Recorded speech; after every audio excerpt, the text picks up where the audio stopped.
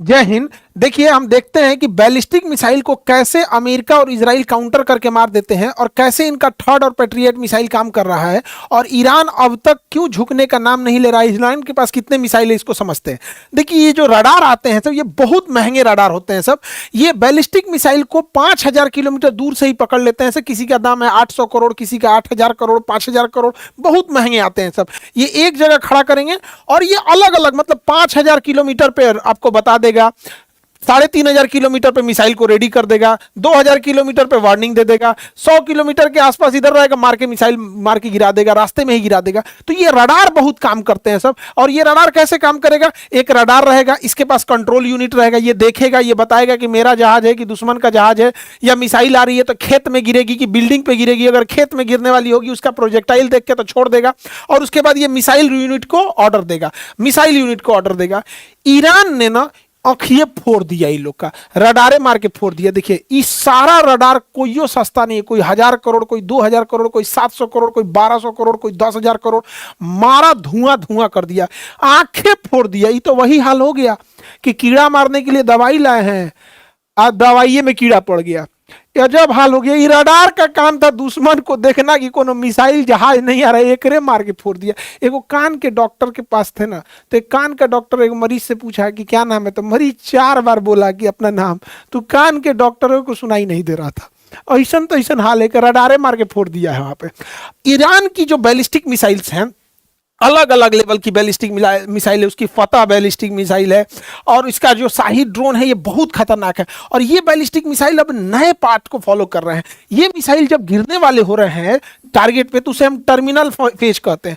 Terminal phase पे ना ये अचानक से रास्ता बदल ले रहे हैं, और रास्ता बदलने के बाद उनकी स्पीड अचानक से, जो नॉर्मल स्पीड आ रही है, अचानक से तेज हो जा रही है। इससे घाटा क्या हो रहा है कि जो मिसाइलों को काउंटर करने के लिए इजराइल और अमेरिका मिसाइल मारते थे सब, तो सपोज कीजिए कि इसकी स्पीड है 1,000 किलोमीटर पर आवर, 1,000 की स्पीड से आ रहा है। अब ये भी काउंटर करने के लिए 1,200 की स्पीड से आएगा, और ये अचानक यहां पहुंचने के बाद 2,000 की स्पीड से हो रहा है। तो कंफ्यूज हो रहा है, जा अब क्या करें, यहाँ पे ये उल्टे गिर जा रहा है दूसरे के शहर पे।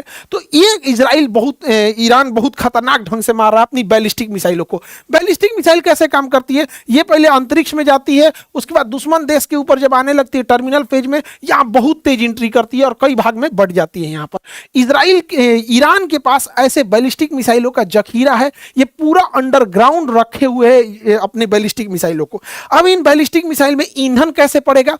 तो जो ईंधन है वो सॉलिड ईंधन है, तो जिसमें बारूद रहता है, सॉलिड इंजन। इसको भरने के लिए कोई झमेला नहीं, रखा हुआ है, रेडी टू मूव है। सबसे तेजी से हमला करता है सॉलिड इंजन। जो ईंधन भरा होता है उसको रेडी करने के लिए झमेला नहीं, जैसे दिवाली का रॉकेट वैसे उड़ा देना होता है। और इसको ये क्या किया, अंडरग्राउंड जमीन के नीचे रखा है। अचानक ऊपर से जमीन खुलती है, मार के वो बंद हो जाता है, पता ही नहीं चलता है कहां है। तो दिन के समय वो सॉलिड फ्यूल वाले रॉकेट से मारता है, क्यों? और इस सॉलिड फ्यूल वाले से मारता है। रात के समय वो लिक्विड फ्यूल का यूज करता है। लिक्विड फ्यूल में क्या है ना कि पहले उसमें फ्यूल भरना होता है, फिर उसमें ऑक्सीडाइजर भरना होता है, तो इसमें 2-3 घंटे का टाइम लग जाता है, और उसके बाद उसको मारते हैं। अब इसमें एक समस्या क्या है कि जब हम इसे किसी मोबाइल लॉन्चर से या किसी ट्रक से ले जाके और जगह पे मारेंगे ना, तो इजराइल के पास और अमेरिका के पास एयर सुपीरियरिटी है। वो उसके ड्रोन वगैरह पूरी ईरान के ऊपर घूम रहे हैं, तो ये मार के गिरा देते हैं। इसी बचने के लिए अगर उसने लिक्विड का यूज कर रहा है तो रात में मार रहा है, और दिन में वो सॉलिड फ्यूल से मार रहा है। भयानक लेवल का ले जा रहा है। और इजराइल और अमेरिका के स्टॉक पाइल्स अभी कम हो रहे हैं, लेकिन ईरान के पास पूरा जखीरा भरा है, चाहे वो ड्रोन हो या उसके पास मिसाइल हो। बैलिस्टिक मिसाइल का पूरा जखीरा भरा है, और प्रतिदिन वो 500 ऐसे ड्रोन और मिसाइल बना रहा है पर डे के हिसाब से। ये सबसे बड़ा खतरनाक बात है। और ईरान के पास सबसे जबरदस्त जो है वो क्लस्टर मिसाइल आ गया है। क्लस्टर मिसाइल क्या होता है? वो सिंगल मिसाइल होता है, लेकिन उसके अंदर छोटे छोटे बम भरे होते हैं। जब ये जाता है क्लस्टर मिसाइल दुश्मन की टेरिटरी में पहुंचता है, तो इसका आउटर केसिंग खुल जाता है और छोटे छोटे भाग में बहुत ज्यादा बढ़ जाता है। अब ये तुरंत भी फट सकते हैं, 2 दिन बाद भी फट सकते हैं, 2 साल बाद भी फट सकते हैं। ये बहुत खतरनाक होता है। अमेरिका और इजराइल की यही कमजोरी है। हम 1 साल पहले भी बोले थे क्लस्टर बम इनकी कमजोरी है, लेकिन इन पर उन्होंने बैन लगा रखा है। लेकिन यह टेक्नोलॉजी रूस और चाइना से लेके ईरान इनके ऊपर हमला कर रहा है क्लस्टर मिसाइल से। इतना ही नहीं, जिस बिल्डिंग में अमेरिका के राजदूत रुके थे सब, जिसके उसके कमांडर रुके थे सब, किस फ्लोर पे रुके थे सब, ये भी जानकारी ईरान के पास थी। और ठीक उसी फ्लोर पे जाके हमला हुआ है और मरे हैं सब अमेरिका के कमांडर सब। ये सारी जानकारी रूस प्रोवाइड कर रहा है, क्योंकि इससे पहले ही उन लोग के अंदर ये जो कॉम्प्रिहेंसिव ट्रीटी हो चुका था। ईरान ने बहुत सारे ड्रोन दिए थे रूस को, और रूस पिछले 3 साल से इन ड्रोन से, शाही ड्रोनों के कॉपी करके खुद का ही बनाया और यूक्रेन के ऊपर मार रहा है। तो रूस को बहुत अनुभव है कि मिसाइल, इन ड्रोनों की क्या कमजोरी है, इन ड्रोन को सही इस्तेमाल कैसे किया जा सकता है। लेकिन जब दोनों में समझौता हुआ था तो ईरान ने कहा था कि हम ड्रोन जरूर देंगे आपको, बदले में आप हमें क्लस्टर और मिसाइलों की टेक्नोलॉजी के साथ में हमारे ड्रोन का जो यहाँ इस्तेमाल कर रहे हैं उसका डेटा भी दीजिएगा कि कहाँ स्पीड बढ़ाने की जरूरत है, ठंडे मौसम में काम कर रहा है कि नहीं, गर्म मौसम में काम कर रहा है। तो पिछले 3 साल से रूस जो लड़ रहा था उसका पूरा अनुभव, ड्रोन का अनुभव ईरान के पास है। अमेरिका में ट्रंप पगलाया हुआ है व्हाइट हाउस में, इसके लिए दुआ किया जा रहा है, सब दुआ मांग रहा है। ऐसे ट्रंप भाई तुमने ईरान को हल्के में ले लिया, क्योंकि इनकी जो पैट्रियट मिसाइल है जो ड्रोन को मार के गिरा रही है, मिसाइल को मार के गिरा रही है, 36 करोड़ की एक मिसाइल है। और इन मिसाइलों की संख्या भी एकदम कम हो गई है, क्योंकि यही मिसाइल इन्होंने यूक्रेन को दे रखा है पिछले 3 साल से इजराइल को दे रखा है गाजा से लड़ने के लिए। थर्ड मिसाइल है, इसकी भी संख्या कम हो गई है। और दूसरा कि ये एक साल में 700 मिसाइलें बना सकते हैं ये लोग, 700। यानी सोचिए अगर इसकी संख्या कम हुई और ये युद्ध 1-2 महीना भी घिंच गया तो इनके पास तब वो क्षमता नहीं बचेगी काउंटर अटैक करने का। इसीलिए इसको दुआ मांगा जा रहा है ट्रंप को कि ट्रंप के ऊपर से नजर गुजर उतर जाए। भालू से फूंकवा ले ट्रंप, भालू से फूंकवा ले। हमारे यहाँ भालू से फूंक दिया जाता है, वैसे भी उघारे तुम घूमता है एप्स्टीन फाइल में, भालू उघारे ही फूंकता है। तो आ जाओ यहाँ पे भी उघारे फूंकवा दिया जाएगा भालू से। भालू भाई फूंक देना इसको। हालांकि भारत और रूस के पहले से अच्छे संबंध है और ईरान से भी अच्छे संबंध है। हमने भी बहुत, हमारी कंपनी ने भी शेषनाग ड्रोन बनाया है जो सही ड्रोन से काफी बेहतर है। और हमारा आकाश तीर सिस्टम ये तो बहुत बेहतर एयर डिफेंस सिस्टम है। हमने ऑपरेशन सिंदूर के टाइम देखा था कि एक भी पाकिस्तानी ड्रोन, हालांकि तुर्की ने भी पाकिस्तान को ड्रोन दिया था तो भारत ने उन सारे ड्रोनों को न्यूट्रलाइज कर दिया था। अब देखिए ईरान जो है ना दिन प्रतिदिन एडवांस होते जा रहा है। ये दुनिया का सबसे एडवांस ड्रोन माना जाता है MQ-9 रीपर। ये MQ-9 रीपर जो ड्रोन है दुनिया का सबसे एडवांस ड्रोन माना जाता है। ये घंटों उड़ान बढ़ता है, सर्वेलांस करता है, मिसाइल मार देता है। यहाँ पे ईरान ने इन ड्रोनों को भी मार दिया है। मारने के अलावा बाकायदा राडार फोटो भी रिलीज किया कि देखिए हमने कैसे मार के गिराए हैं। और इसके बाद इसकी टेक्नोलॉजी ईरान अब दे देगा, या तो खुद बनाएगा या फिर रसिया और चाइना को भेज देगा यहाँ पे। और इतना ज्यादा उसी से कॉपी करके ईरान का भी ये हमलावर ड्रोन है। यही हमलावर ड्रोन जो है ये अमेरिकी की नौसेना पे हमला करने के लिए रेडी है। यही कारण है इन्हीं ड्रोनों के बचने के लिए अमेरिकी नौसेना का अब्राहम लिंकन वायुयान जो युद्धपोत है वो ईरान से 300 किलोमीटर दूर खड़ा है। और इसने अटैक करने की भी कोशिश भी किया था, हालांकि सफल नहीं हो पाया। और इतना ज्यादा ईरान का खौफ है कि ये लोग अपने 3 गो जहाज मार के गिरा दिए रडार पे, कहीं ईरान का नहीं ना, मारो जल्दी मारो, यहाँ पे मार के गिरा लिए हैं सब। ईरान बचने के लिए क्या किया है, वो हेलीकॉप्टर ये नहीं है, ये गुब्बारा है बड़े साइज का, इसको भर दिया है गुब्बारा को और यहाँ लूनर बर्ग लेंस लगा दिया है। ये लूनर बर्ग लेंस किसी चीज को बहुत बड़ा करके दिखाता है और रडार को कंफ्यूज कर देता है तो ओरिजिनल दिखने लगता है। तो ये जहाज ओरिजिनल दिख रहा था हेलीकॉप्टर, इस पे मिसाइल मार दिया, सब करोड़ों का मिसाइल बर्बाद कर दिया। यहाँ इसने अपने फाइटर जहाजों की पेंटिंग बना रखी थी, इसने क्या किया उस पेंटिंग वाले जहाज पे मारा F-35 ले आके मिसाइल और पूरा जहाज उड़ा दिया, F-14 उड़ा दिया। ये सब पेंटिंग रखा हुआ है, चाहे जो भी हो। सोच रहा मारा एकदम सटीक, एकदम बीचे में मारा है, एकदम पेंटिंग है तो क्या हुआ, मारा एकदम बरियारे, एकदम बीचे में है। हालांकि ऐसा नहीं है कि सारे ही चीजें अमेरिका और इजराइल के मिस हो रहे हैं, अमेरिका और इजराइल ने मारा भी है। अमेरिका और इजराइल ने मिलकर इसके F-14 जो जहाज खुद 1970 के दशक में अमेरिका ने ईरान को दिया था। बाद उस समय अमेरिका और ईरान में दोस्ती थी, बाद में खमैनी के आने के बाद दोस्ती दुश्मनी में बदल गई थी। तो उस समय के ये F-14 जहाज उसके पास थे, उसको मार के इन्होंने गिरा दिया है। इसके अलावा एक बहुत पुराना ईरान का याक जहाज था जो ट्रेनर था, इसको मार के गिराया है इजराइल ने दुनिया के सबसे आधुनिक जहाज F-35 से। मतलब समझिए क्या है, ट्रक से टेम्पू स्कूटर को कचार दिया। यहाँ पे युद्ध में ये सब चीज नहीं देखी जाती है, जिसके पास हथियार है वही जीतेगा, जिसके पास ताकत है। ईरान ने एक बघेरी एयरक्राफ्ट कैरियर बनाया था, ये कंटेनर जहाज था, इस पे ड्रोन और हेलीकॉप्टर के लिए गया था, इसको भी मार के डुबा दिया। अमेरिका और इजराइल एयर सुपीरियरिटी पे चल रहे हैं, क्योंकि इजराइल की एयरफोर्स बहुत वीक है, इजराइल का एयर डिफेंस डूब चुका है, तो बहुत ज्यादा बम्बार्डमेंट कर रहे हैं। ईरान के तो पूरी नौसेना को इन लोगों ने, अमेरिका ने पूरी तरह से ध्वस्त कर दिया है, पर्ल हार्बर बना दिया है ईरान को। हालांकि ईरान की सबसे बड़ी ताकत उसकी मिसाइल और उसके अलावे उसके पास जो स्टॉक पाइल है सब। ईरान जो था अपने पड़ोसी देशों के ऑयल रिफाइनरी पे बम मार रहा था, अभी तेहरान में दुनिया की सबसे बड़ी ऑयल डिपो पर इजराइल और अमेरिका ने स्ट्राइक किया है और वहां लपटें पूरी आग की पूरी ऊपर तक फैल गई है। नालियों में जो नालियों में पेट्रोल बह रहा है ना, उसमें आग पकड़ लिया है, पूरा प्रदूषण हो गया है। अब कोई ठीक नहीं है कि ईरान अपने पेट्रोल का कुआं समुद्र में खोल देगा और पूरा समुद्र प्रदूषित होता है, कह देगा ईरान इजराइल ने तो मारा है, अमेरिका ने मारा है। तो ये भी होगा, इससे बहुत ज्यादा प्रदूषण होगा, पूरी समुद्र मेरीन लाइफ बर्बाद हो जाएगी। वायु प्रदूषण की तो धज्जी उड़ रखा है, पूरी दुनिया में भयानक तबाही आ रहा है। लेकिन हम लोग को दिवालिये से ढेर दिक्कत हो जाएगा। सोचा तो नहीं, दिमाग जरा के रख देता है सब। बताइए, पूरा युद्ध कर रहा है सब, इन सब को पर्यावरण की चिंता नहीं है। दिवाली का हम तो मनाएंगे, हम अब ये बता दिए एकदम इजराइल तरह से बम मारेंगे अब दिवाली में, हम पूरा भयंकर 10 लाख पेड़ लगा देंगे उसके बदले में। हम अभी बोले हम 10 लाख पेड़ लगाएंगे, लेकिन विश्व शांति के लिए हम भी दिवाली में भयानक मारेंगे यहाँ। तो अमेरिका वगैरह सबको कुछ पर्यावरण की चिंता नहीं है। लेकिन समझिए ध्यान से, इजराइल की इसके पीछे चाल क्या है। इजराइल जो है वो ईरान को काउंटर करने के लिए अमेरिकी नौसेना को यहां फंसा दिया है कि मारो तुम, अलग अलग जो अपने सैन्य अड्डा रखे वहां से ईरान को मारो। और इजरायली सेना टैंक लेकर रेडी है लेबनान पर कब्जा करने के लिए। लेबनान पर कब्जा करेगी, सीरिया पे भी आधा कब्जा कर ही लिया, तो गोलान हाइट वगैरह सब कब्जा कर लिया।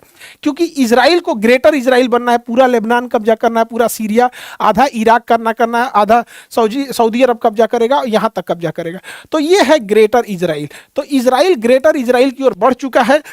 लगभग 10 या 12 अप्रैल से ये लोग हमला करना चालू करेंगे, लेबनान के ऊपर हमला करेंगे। उसका एक रीजन भी इन्हें ग्रेटर इजराइल बनना है और नेतन्याहू की सरकार बहुमत की सरकार नहीं है, वो बहुत जल्दी उसका गठबंधन टूट के गिर सकता है। इसलिए वो चाहते हैं कि युद्ध में उलझे रहे, कोई सरकार पे सवाल नहीं उठेगा, युद्ध की स्थिति होती है तब। तो ये उनका आगे का है। तो इसमें ना ये बैलेंस बूझ नहीं पाया। इसका एप्स्टीन फाइल में इन नंगटे फोटो रख लिया है, ट्रम्प का नंगटे फोटो रख लिया है एप्स्टीन फाइल में। अभी ट्रम्पा पगला गया है, ए भाई क्यों दिखाइयो मत, पूरा हमारी इज्जत बर्बाद हो जाएगा। तो कहा कि हाफ पैंट वाला दिखा देते हैं, और उन नंगटे वाला रख लिया। अभी जहां जहां इजराइल बोल रहा है वहां वहां बम मार रहा है। इसका लड़ाई ईरान से था ही नहीं और उसको मारे फिर रहा है। और इधर इजराइल जो है वो लेबनान पे कब्जा करने को तैयार है। ये बात अमेरिकी भी समझ रहे हैं, इसलिए अमेरिका के संसद में ही इसका विरोध हो रहा है। अमेरिकी मरीन कमांडो ने पूरा विरोध किया कि क्यों ईरान में जा रहे हो, ये अमेरिका की लड़ाई नहीं है, ये इजराइल की लड़ाई है। तो इसको खींच के ले गया, इसका हाथ टूट गया। ईरान का अमेरिका का दोस्त स्पेन भी अमेरिका का साथ छोड़ दिया है। ब्रिटेन भी अपनी एयरवेस यूज करने नहीं दे रहा था, तो बाद में ट्रंप घुसिया गया तो कहा ठीक है भाई, B1 लेंसर जहाज के लिए यूज कर सकते हो। अमेरिका का कहना है, देखिए कितना बदतमीज इंसान है ये। अमेरिका कह रहा है कि खमेनी की तो हत्या मार दिया इसने, कहा कि अब इनका जो उत्तराधिकारी आएगा उसको चुनने का अधिकार अमेरिका को है। बताइए कितना बेशर्मी, माने किसी देश का उत्तराधिकारी अमेरिका चुनेगा। इसको क्या लगता था कि खमेनी को मार देंगे तो ईरान ध्वस्त हो जाएगा, वेनेजुएला समझो ईरान को।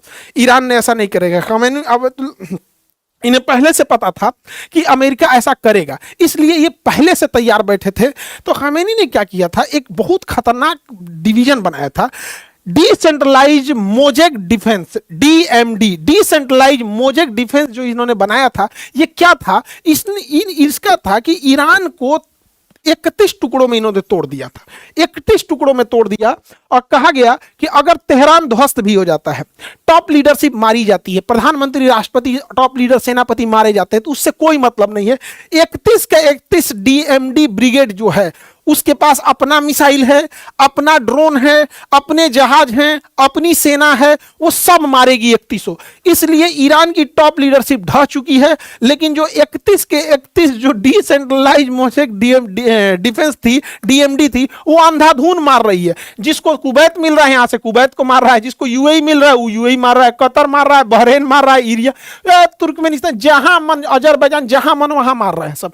अब ईरान पगला गया एकदम, जहां मन वहां मार रहा है, क्योंकि टॉप लीडरशिप खत्म हो चुकी है। और DMD को बनाया ही गया था कि अगर टॉप लीडरशिप खत्म हो गई तो तुम लोग अंधाधुन मारना। और इसकी 31 ब्रिगेड तैयार है, ईरान के अंदर बैठी है। ईरान के पास सबसे खतरनाक चीज क्या है, उसके पास छोटे साइज की पनडुब्बी है। ये बहुत बड़ी पनडुब्बी नहीं, इसमें 10-15 आदमी ही अट पाते, बहुत छोटी पनडुब्बी है। लेकिन जो हार्मुज जल संधि है, वहां का उथला पानी है, वहां बड़ी जहाजें नहीं आ सकती हैं और ना ही बड़ी पनडुब्बी आ पाएगी, क्योंकि चट्टान है। ये चट्टानों के पीछे छुप जाएंगे सब, और ये जब अमेरिकी नौसेना पास आएगी तो उसे मारेंगे सब। इसके अलावे ईरान के पास एक मच्छर ब्रिगेड है। अब ये मच्छर ब्रिगेड क्या है, तो छोटे छोटे लेकिन बहुत तेज गति से चलने वाले इसके पास 15,000 से ज्यादा जहाजें हैं, पानी वाली जहाजें, बहुत छोटी है। इसका आकार जो है वो एक बस के आकार का है और उतने ही लंबाई में है, ट्रैक्टर बराबर होगी यहाँ पे। लेकिन इतनी तेज स्पीड है, इतनी तेज स्पीड है कि इसको मारना बड़ा मुश्किल हो जाता है। और वैसे भी पानी समुद्र में निशाना लगाना बड़ा मुश्किल होता है कि समुद्र ऊपर नीचे हो रहा होता है और जिसपे आपकी जहाज है वो भी डिसबैलेंस हो रही होती है। तो इनका क्या है कि ये लोग उसको एज एक साथ 200-400 छोड़ देंगे और उस पे से ये मिसाइल छोड़ देंगे। अब दुश्मन का जहाज कंफ्यूज हो जाएगा कि भैया इन मिसाइलों को मारे कि इन जहाज को मारे।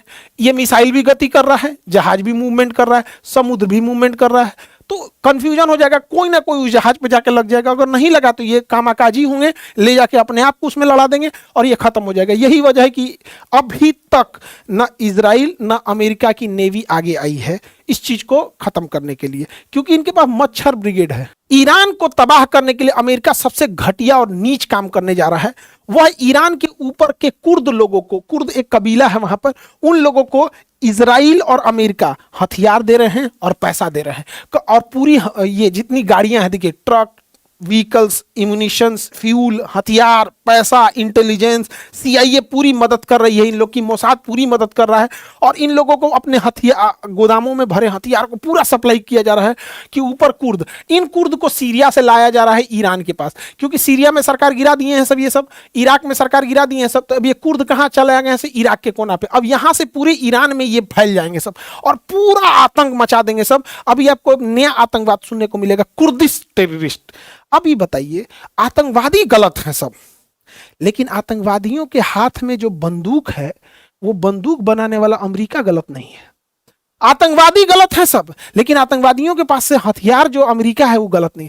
अमेरिका का हथियार कैसे चलाया आतंकवादियों के पास, तो नियम ये होना चाहिए कि यदि कोई आतंकवादी पकड़ा जाता है तो वो जिस देश का है उस देश पे भी प्रतिबंध लगना चाहिए और उसके हाथ में जो हथियार है वो जिस देश का बना है वह देश भी प्रतिबंधित होना चाहिए। देखिएगा, सबसे ज्यादा हथियार 99% हथियार अमेरिका के बने होते हैं हर एक आतंकवादियों के पास, चाहे वो भारत के नक्सलाइट हो, चाहे कश्मीर में इंसर्जेंसी हो, चाहे अजमल कसाबवा हो, चाहे ओसामा बिन लादेन हो, तालिबान हो, आईएसआईएस हो, सबको हथियार यही प्रोवाइड करते हैं। लेकिन इन लोग के ऊपर कोई उंगली नहीं उठा सकता है।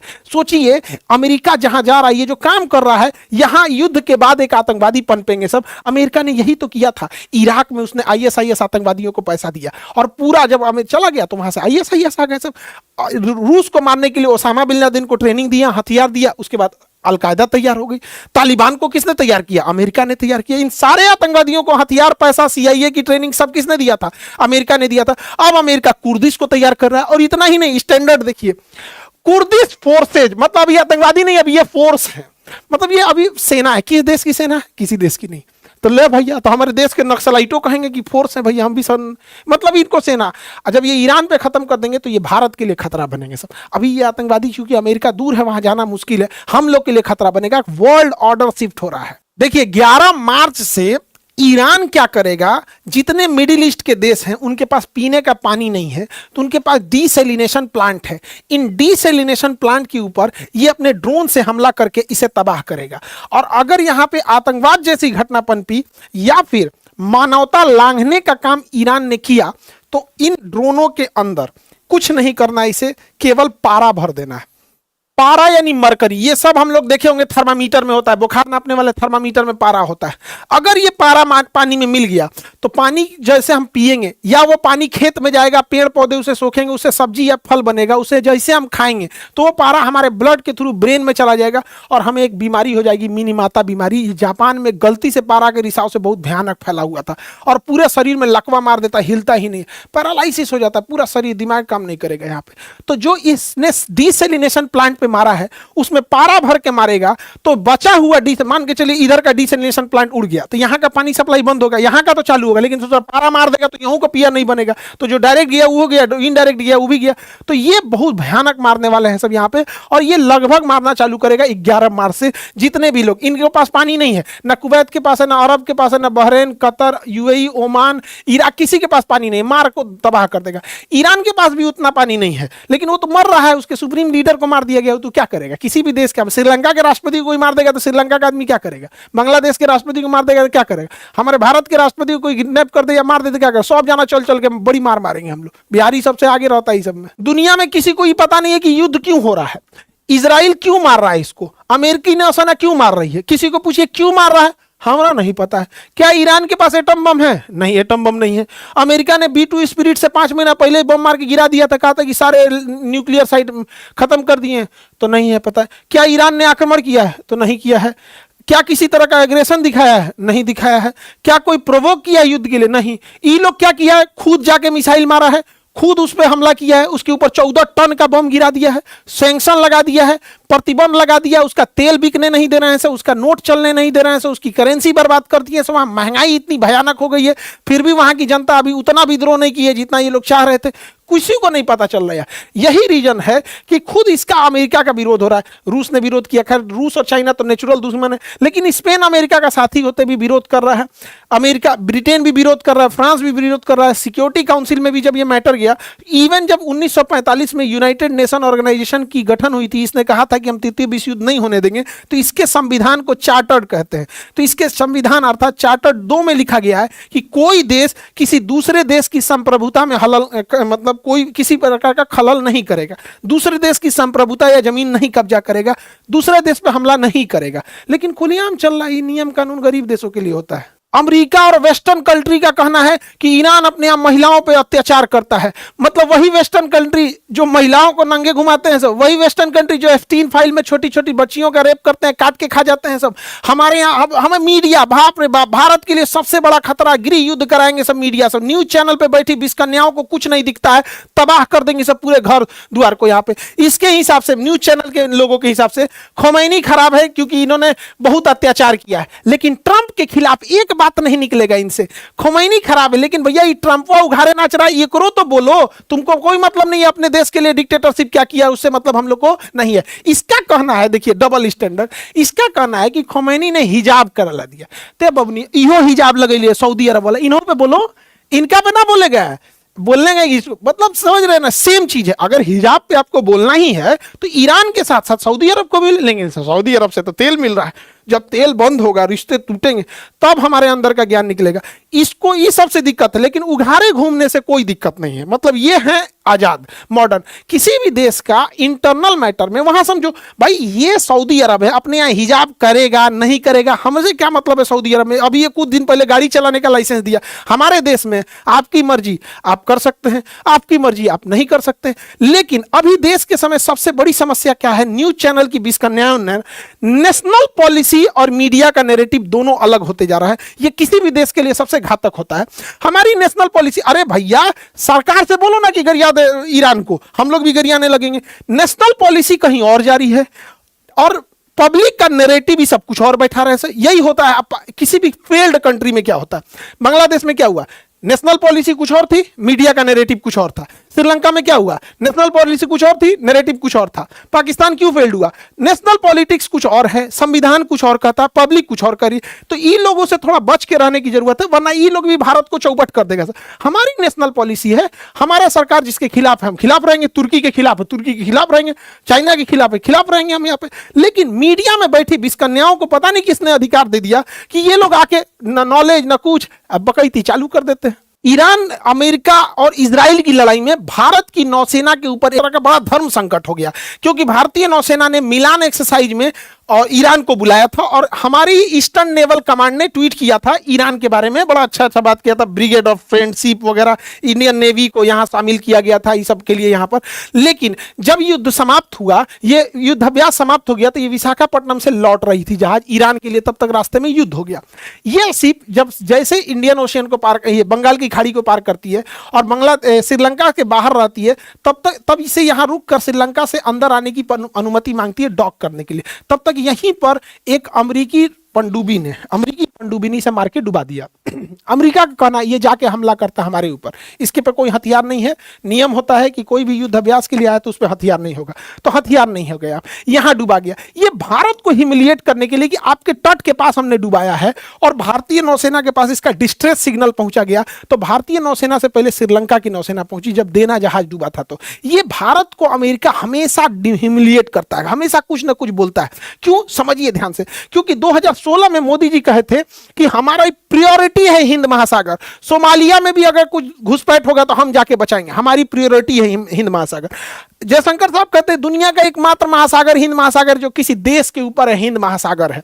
हम लोग ये कहते हैं कि हम लोग गार्डियन ऑफ द सी है, ये पूरा हिंद महासागर के हम गार्डियन है, पूरा हिंद महासागर। तो भैया तो इसी के अंदर ये आता है। यहाँ पर श्रीलंका ने कहा कि हम लोग ह्यूमैनिटी के साथ हैं यहाँ पर, और श्रीलंका ने इसे बचाया था, वहां के लोगों को डिस्ट्रेस सिग्नल जब आया था, हमारा नहीं।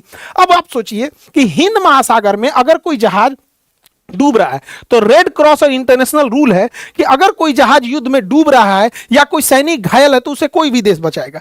तो अब बताइए हिंद महासागर में श्रीलंका पहले पहुंच रहा है हम लोग से। अच्छा, अगर श्रीलंका है तो हमने ही तो बोला है कि ये गार्डियन ऑफ द सी हम लोग हैं, ये प्रभाव दिखाता है। हमें नहीं मतलब है कि उसके बचाने से होगा या कुछ होगा। हम कहां पंचायती जाते हैं, जहां हमारा प्रभाव है, तो पंचायती हम वही कर सकते हैं कि हमारा प्रभाव जहां है, तो ये प्रभाव को दिखाता है। 1971 याद कीजिए, 1971 में अमेरिका का 7वां बेड़ा आया था, हम लोगों ने कोई वैल्यू नहीं किया था, हमारे ऊपर परमाणु बम मारने आया था। तो ये चीजें थोड़ी सी खराब हो जाती हैं। हालांकि विदेश नीति में बड़ा नाजुक चीज होता है, दोनों ओर से बैलेंस बना के चलना कि इजराइल अमेरिका, क्योंकि ये दोनों बड़ा, अमेरिका बदतमीज देश है। आप अगर मानवता के नाम पे हम बचाने जाएंगे ससुरा पाकिस्तान को हथियार देगा, तो हम लोग बड़ा नाजुक दौर पे चल रहे हैं। लेकिन हम क्या सोचते हैं, इससे ज्यादा इंटरनेशनल रिलेशन में मायने रखता है बाकी देश हमारे बारे में क्या सोच रहे हैं। जैसे हम छोटा सा बात बताते हैं कि खालिदा जिया बांग्लादेश में इनकी मृत्यु हो गई, स्वाभाविक मौत से मरी, कोई इन्हें मारा नहीं। ये भारत के खिलाफ रहती है। शेख हसीना भारत के साथ, ये भारत के पूरा खिलाफ रहती है। इसकी मृत्यु पर पीएम मोदी ने शोक बताया। जबकि ईरान हमारा मित्र है, वहां 165 लड़कियों की मृत्यु हो गई बम मार के। वो अमेरिका जिसका पिन पॉइंट एक्यूरेसी होता है, जहां चाहेगा मिसाइल वहीं मारेगा, तो फिर स्कूल पे कैसे मिसाइल मार दिया। और इस पर अभी तक किसी तरह का ऑफिशियल शोक प्रकट नहीं किया गया। जबकि ट्रंप की खुद की भतीजी ने, मैरी ट्रंप नाम है, उसने कहा कि दुनिया का कोई इसे जस्टिफाई कर सकता है, नहीं कर सकता है। तो ये विदेश नीति में हम लोग को बड़ा बैलेंस बनाने का मतलब ये नहीं कि हम एक ओर सट जाए फिर भी बैलेंस ना। ये तो एक मानवता वाला चीज होता है। और ये कौन सी दोस्ती हो गई अमेरिका से कि अमेरिका की दोस्ती की वजह से हम किसी के निधन पे भी शोक न व्यक्त कर सके। ये तो भारत की संस्कृति। ये लोग कहते हैं कि दुश्मन की भी मृत्यु पे हम लोग को शोक व्यक्त कर देना चाहिए, और ये दुश्मनी तो थी। हम लोग क्या है, तुर्की को तो भर भर के मदद दिए थे लोग, हमारा दुश्मन ही तो है तुर्की। वहां पे जब भूकंप आया था, एहसान फरामोश सब भूल गया भारत की, आज भी भारत के खिलाफ रहता है तुर्की। यहां आप देखिएगा ईरान की नौसेना का, वो बार बार एक शब्द पूछ रहा है, a guest of Indian navy, we are the guest of Indian navy, जो जहाज को मार के डुबाया गया जिसमें हथियार नहीं था। तो उस ससुरा दोस्ती के चक्कर में ना बड़ा उटपटांग काम करता है। अमेरिका देखिए बार बार भारत को कैसे नीचा दिखा रहा है। अमेरिका का ये ससुरा है, वहां का डिप्टी सेक्रेटरी ये कह रहा है दिल्ली में बैठ के कह रहा है कि हम इंडिया को चाइना की तरह मौका नहीं देंगे आगे बढ़ने का, कि अमेरिका का कंपटीटर बन सके।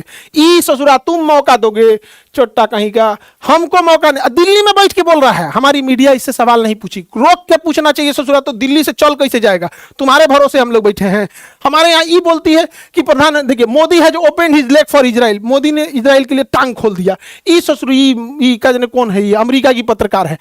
अमेरिका का देखिए यहाँ पे ट्रेजरी डिपार्टमेंट है, छोटा डिपार्टमेंट है ट्रेजरी डिपार्टमेंट, वो कह रहा है कि हमने इंडिया को अलाउ किया 30 दिन के लिए तेल खरीदने के लिए, अलाउ किया 30 दिन के लिए। हमारे ये पेट्रोलियम मंत्री जयदीप पुरी साहब यहाँ पे 9 फरवरी को बोलते हैं कि 74 दिन का तेल है हमारे पास, 74 दिन का। 20 दिन के बाद 3 मार्च को कहते हैं कि 25 दिन का तेल है। ये भैया अब ये 74 दिन का था, अब ये 25 दिन का था। ये क्या हो रहा है, हम लोग किसकी बात माने, इस संसद में खड़ा बात माने कि एएनआई की रिपोर्टिंग की बात माने? दोनों में से बड़ा कंफ्यूजन की स्थिति हो गई है यहाँ पे। अमेरिका पे कभी भरोसा नहीं, ऐसा कोई सगा नहीं जिसे अमेरिका ने ठगा नहीं। बार बार अमेरिका इंडिया को क्या बोला, डेड इकोनॉमी, डेड इकोनॉमी, बाकायदा ट्रंपा ट्वीट किया है डेड इकोनॉमी है।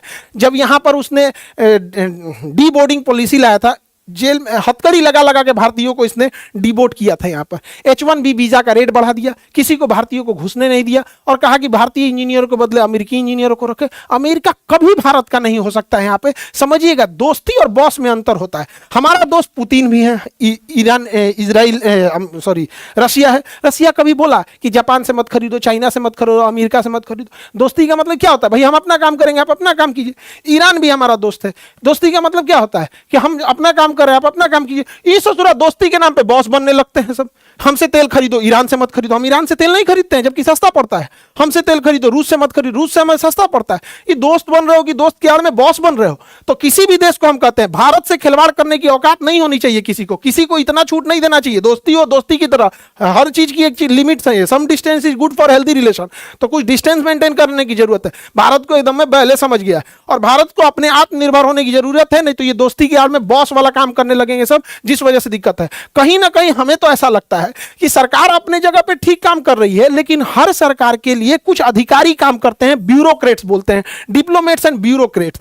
ये लोग बहुत ज्यादा काम करते हैं, यही सलाह देते हैं प्रधानमंत्री को, गृह मंत्री को, रक्षा मंत्री को। ये सब कहीं ना कहीं ऐसा तो नहीं हो रहा है कि कहीं अमेरिका या इजराइल के प्रभाव में, क्योंकि इन लोगों को प्रभाव में लेना बड़ा मुश्किल है, क्योंकि सब जमीनी नेता है, सब प्रभाव में नहीं आएंगे।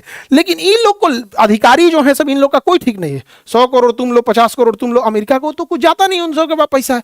ऐसा भी हो सकता है कि भारत के टॉप लीडरशिप के आड़ में ये लोग नीचे के पूरा पाया घसका दिए हों कि हमारे हिसाब से बोलो, ऐसा करो, ऐसा नहीं करो। इसकी भी जांच होनी चाहिए, क्योंकि ऐसा भारत में हो चुका है रविंद्र सिंह के साथ। वो सीआई रॉ में रहते हुए सीआईए के लिए काम कर रहे थे। तो इसका भी काउंटर अटैक होना चाहिए। और हनी ट्रैप में बहुत सारे अधिकारी अपने फंस रहे हैं, चाहे वो सेना का हो, डीआरडीओ का हो, इसरो का साइंटिस्ट हनी ट्रैप में फंस जाता है। एगो सुंदर लड़की उसको मैसेज करने लगती है, ये वो, उसके प्रेम में फंसाएगी, सारा डेटा निकाल लेगी। तो इसमें भी काम करने की जरूरत है भारत सरकार को। हालांकि बहुत सारी चीजें बैलेंस बना के चल रही है। भारत हमेशा से न्यूट्रल रहने की कोशिश करता है, लेकिन अमेरिका ही इतना बदतमीज है कि क्या कीजिएगा। अभी ईरान का एक और जहाज, लावन जहाज था, उसे भारत ने अपने यहाँ डॉक करने का मौका दिया।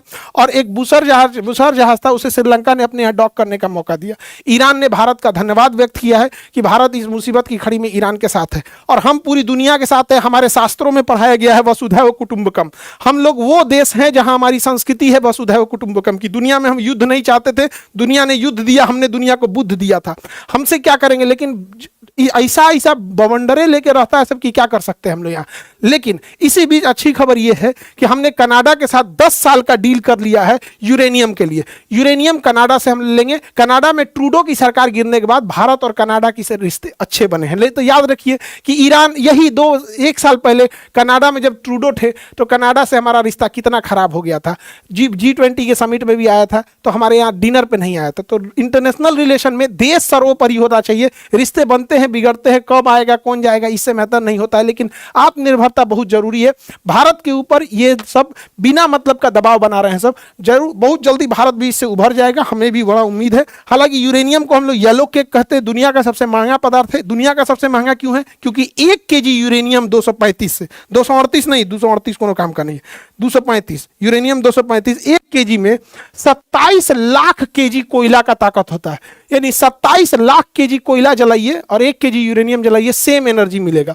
27 लाख इतना है। तो इसीलिए यूरेनियम दुनिया का सबसे महंगा पदार्थ है। हम लोग ने कनाडा के साथ इसका डील कर लिया है। जो बैचेज हैं आपके, ज्योग्राफी हो गया, वर्ल्ड मैप हो गया, फिजिक्स हो गया, सब 7 अप्रैल, 9 अप्रैल, 14 अप्रैल। बिना मैप पढ़े तो आपको जीएस बुझाने वाला नहीं है, वरना मैप में अमेरिका की दर, फिलीपीन की दर, फिलिस्तीन की दर पगलाते रहेंगे। तो ये सारे बैचेज आप लोग को बता दिए इन्फॉर्मेशन। बिहार दरोगा का भी बैचेज, यूपीएससी बोरिंग रोड और मुसल्लापुर रोड और ऑनलाइन वाले बैच में भी यूपीएससी स्टार्ट हो गया है। बहुत जल्दी आपको जो अपने क्लास से यूपीएससी में सेलेक्ट हुए उन लोग से आपको मिलवाते हैं। और सबसे जरूरी नीट जेई वाले बच्चे, नीट वाले बच्चे और जेई वाले बच्चे, इस बार और बेहतर रिजल्ट देना है, चाहे आप 12th में 11th में हो, 12th में हो या ड्रॉपर हो। नीट जेई 11 12 और ड्रॉपर वाले batch, English medium, Hindi medium, सारे बैच अब स्टार्ट हो गए हैं आप लोग के लिए। आप लोग इस पे भी आप अपने हिसाब से, अपने जरूरत के हिसाब से इनरोल हो जाएंगे। आई होप आपको सब टॉपिक समझ में आया होगा। नेक्स्ट टॉपिक में हम बता देंगे कि कौन कौन से हथियार इजराइल, अमेरिका और ईरान युद्ध में यूज कर रहे हैं और कैसे कौन कौन से हथियार कितने ज्यादा खतरनाक है। मिलेंगे नेक्स्ट क्लास में।